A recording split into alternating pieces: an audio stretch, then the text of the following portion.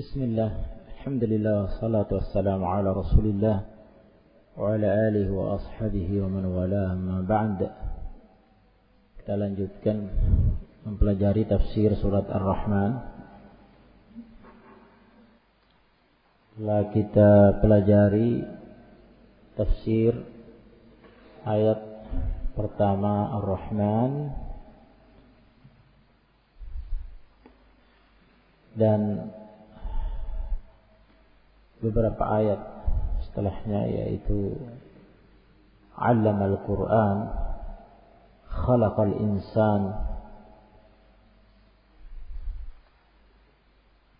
sampai di sini ya.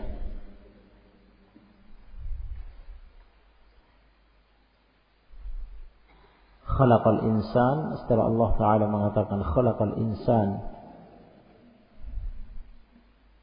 di antara rahmat Allah, di antara rahmat Ar-Rahman, yaitu Khalaqal Insan, menciptakan insan, manusia.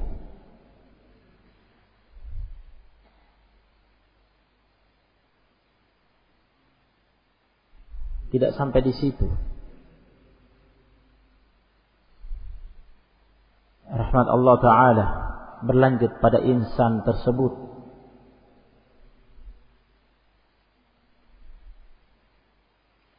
dengan memberinya nikmat berikutnya. Setelah tercipta sebagai insan, Allamahul Bayan,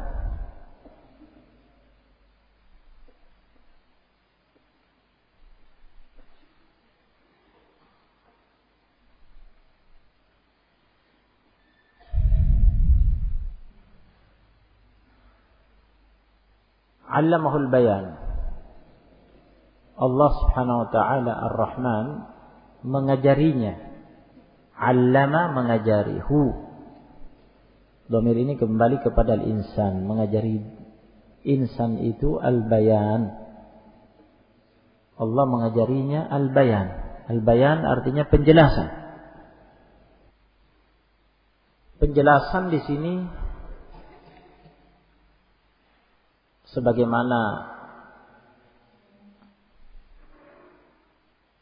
yang dijelaskan oleh Ibnu Utsaimin rahimahullah dalam tafsirnya, meliputi dua makna.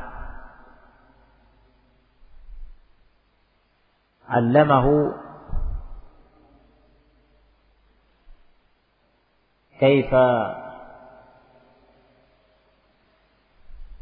yubayyinu muradahu lil mukhatab. Allamahu kaifa yubayyinu muradahu lil mukhatab. Allah mengajari insan bagaimana dia menjelaskan apa yang diinginkannya kepada al-mukhatab, kepada lawan bicaranya, sehingga maksud hatinya tersampaikan, isi hatinya tersampaikan, apa yang ingin dia sampaikan, apa yang dia ingin jelaskan tersampaikan kepada lawan bicara, menjadikannya mutakallim, menjadikannya sebagai orang yang bisa berbicara dengan jelas, dibayanin wadih, dengan penjelasan yang terang, difahami oleh al-mukhatab, bisa difahami oleh lawan bicara. Yang kedua, allamahu kaifa yafhamu al-khitab, kaifa yafhamu khitab al-ghair, kaifa yafhamu khitab al-mutakallim. Allah mengajari dia bagaimana dia memahami ucapan pembicara, ucapan orang yang menyampaikan sesuatu kepadanya, dia bisa memahaminya. Jadi Allah mengajarinya menjadi mutakallim, menjadi pembicara yang bisa memberi bayan, penjelasan yang bisa dipahami oleh lawan bicara, dan mengajari dia menjadi mukhatab, orang yang diajak bicara yang bisa memahami ucapan orang lain yang menyampaikan sesuatu kepadanya. Meliputi dua makna ini. Sehingga dengan itu bisa terjadi komunikasi. Bisa terjadi komunikasi. Ya. Dan dengan itu dia bisa mencapai maslahat-maslahat kehidupannya. Kita menyaksikan bersama bagaimana prosesnya. Ya, manusia itu lahir sebagai bayi yang bisa hanya menangis dan seterusnya, belajar berbicara sampai dia bisa berbicara sedikit-sedikit, ya, sampai dia mumayyiz, mulai berakal, mulai tertata ucapannya dan mulai bisa memahami pembicaraan. Ya, terus berkembang semakin sempurna sampai dia balik dewasa dan seterusnya. Allamahul bayan. Siapa yang mengajari dia? Allah Subhanahu wa taala Ar-Rahman. Kemudian Allah mengatakan asy-syamsu wal qamaru bihusban. Di antara rahmat Allah taala, nikmat Allah taala yang dicurahkan bagi hamba-hambanya, terciptanya matahari, bulan dengan berbagai macam manfaat yang dirasakan oleh umat manusia di bumi dengan adanya matahari. Ya, begitu pula dengan adanya bulan. Yang keduanya, kata Allah Ta'ala, asy-syamsu wal qamaru. Asy-syamsu matahari dan al-qamar dan bulan. Bihusban. yakni beredar. Yajriyani bihusban.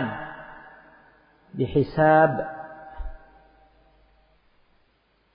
mutqan. Keduanya beredar dengan husban, semakna dengan hisab, perhitungan. Dengan perhitungan yang sempurna. Bihusbanin mutqan daqiq, dengan perhitungan yang sempurna, yang sangat teliti. Masing-masing beredar, berputar pada jalurnya masing-masing, tidak tabrakan. Subhanallah. Tidak pernah tabrakan. Sekian lamanya sejak diciptakan. Begitu teraturnya. Pada waktunya masing-masing, pada jalurnya masing-masing. Dengan husban, dengan husban, dengan perhitungan yang daqiq, yang cermat, teliti, yang mutqan, yang sempurna. Padahal dua benda langit ini besar ukurannya, besar. Dua benda langit yang besar ini masing-masing pada posisinya berputar, beredar tanpa kesalahan, tanpa kegoncangan, tanpa berbenturan sama sekali. Silih berganti. Tidak ada yang kuasa melakukan itu kecuali Allah Subhanahu wa ta'ala. Dan dengan itu maslahat-maslahat kehidupan manusia di muka bumi tercapai. Ini di antara rahmat Allah, nikmat Allah atas hamba-hambanya. Asy-syamsu wal qamaru bihusban. Dalam surat Yasin ayat 40 Allah mengatakan lasyamsu yanbaghi laha an tudrikal qamar. Tidaklah matahari pantas untuk mengejar bulan, mencapainya, mendahuluinya. Masing-masing pada waktunya. Walal lailu sabiqun nahar. Tidak pula malam mendahului siang. Jika waktunya siang, siang. Matahari bersinar. Di waktunya malam, malam. Bulan yang bercahaya. Begitu. Wa kullun fi falaki yasbahun. Masing-masing berputar di jalurnya masing-masing. Garis edarnya masing-masing. Tidak goncang. Tidak berselisih, tidak bertabrakan, teratur, sempurna. Dalam surat Al-An'am ayat 96. Al-An'am ayat 96 Allah mengatakan Faliqul Isbah. Allah Subhanahu wa taala yang membelah, memecah kegelapan malam dengan munculnya fajar, subuh. Kemudian semakin terang sampai terbit matahari. Ya. Datanglah siang. Sampai nanti terbenam. Datanglah malam.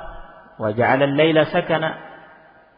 Dan Allah menjadikan malam hari untuk istirahat. Sunyi, hening, ya, gelap, hanya cahaya rembulan. Tidak seterang siang yang disinari oleh matahari. Cocok untuk istirahat, untuk tidur, untuk mengistirahatkan tubuh.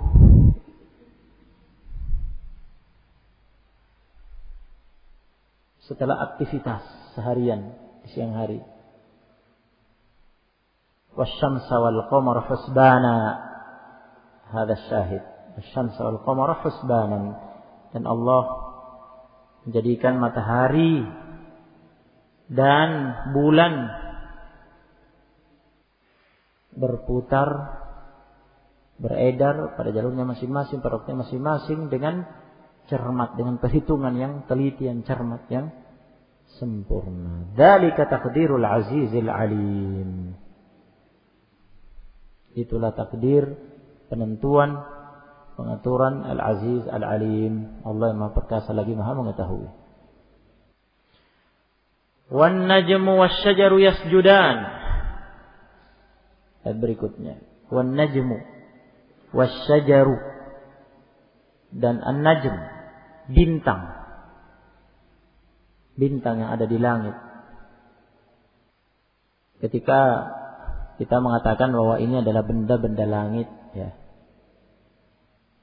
matahari, bulan, bintang-bintang, karena ada di langit. Langit yang kita lihat di atas. Tetapi apakah berarti bahwa bulan dan bintang-bintang itu menempel di langit dunia? Itu ada pembahasannya. Apakah bulan dan bintang-bintang itu menempel di langit sehingga tidak ada celah antara langit dunia yang kita lihat dengan bintang-bintang dan bulan itu ada pembahasannya. Al-Imam Ibnu Baz rahimahullah punya pembahasan lengkap tentang masalah ini dalam fatwa, majmu' fatwa beliau, ketika menjawab pertanyaan seputar kemungkinan orang bisa naik ke bulan. Nah, apakah ada kemungkinan bisa naik ke bulan? Maka beliau menjawab pertanyaan itu dengan memulai pembahasannya dari pembahasan tadi. Yang perlu dibahas dulu, apakah memang bulan itu menempel di langit? Jika menempel di langit tidak mungkin bisa naik.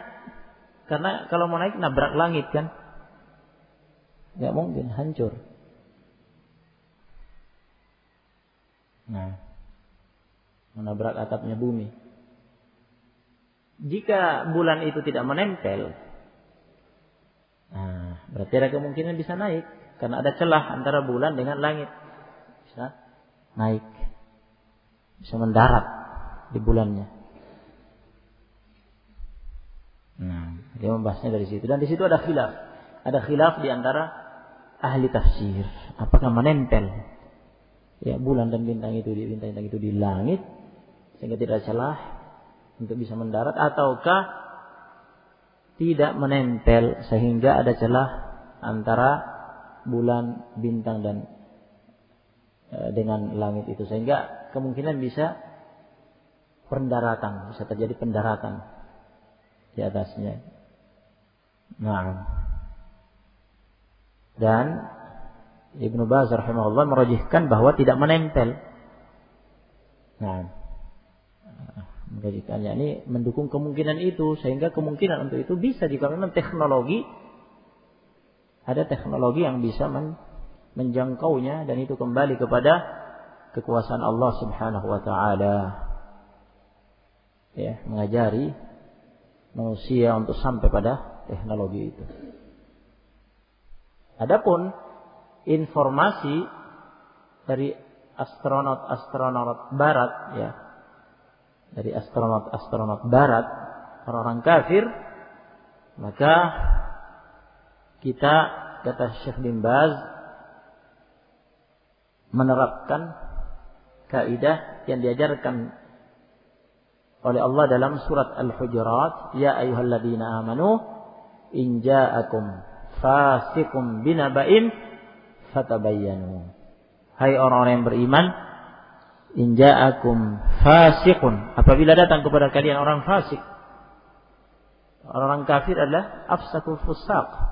Mereka adalah paling fasiknya orang fasik, orang kafir itu. Nah, jika datang orang fasik membawa berita informasi kepadamu, fatabayyanu, maka tabayyunlah, mintalah, carilah kejelasan, cross check kejelasannya. Jangan langsung dibenarkan, sebagaimana pula jangan langsung didustakan. Beda jika yang membawa berita itu orang thiqah, terpercaya.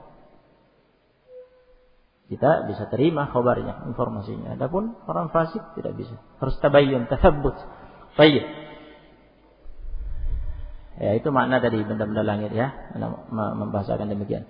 Jadi, wan najmu wasyajaru yasjudan, bintang-bintang di langit, dan asyajaru, pohon-pohon yang ada di muka bumi, yasjudan.